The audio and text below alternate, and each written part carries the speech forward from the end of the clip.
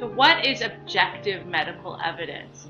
So objective means it's a test. It shows on a medical test that you have this condition or that you have the symptoms that would lead the doctor to diagnose you with that condition.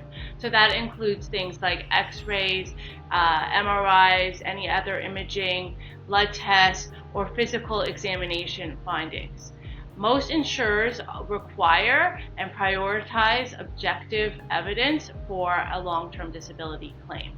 And they're more likely to deny you if you do not prove or show any objective evidence of your medical condition. So the problem is that not all medical conditions have objective evidence.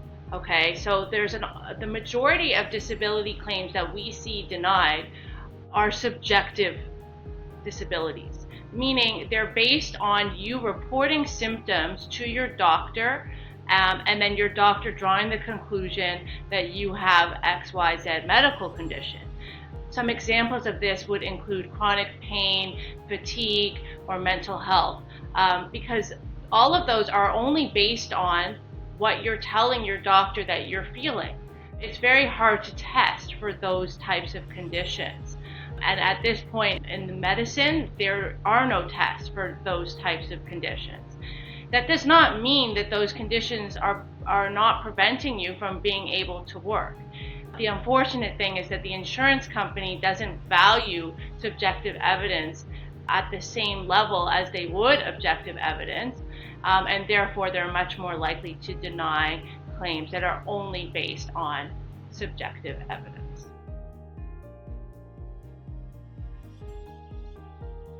The lawyers can help with the problem of subjective evidence by asking the doctors to provide more context, asking pointed questions to the doctors as to how this medical condition prevents the person from working, looking to specific things such as the restrictions and limitations, which can be quantified or be more objective.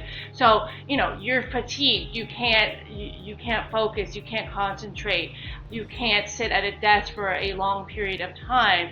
We can quantify that and say the person is unable to sit or stand or walk for more than 10 or 15 minutes at a time. That is more objective evidence, even if the medical condition is purely subjective.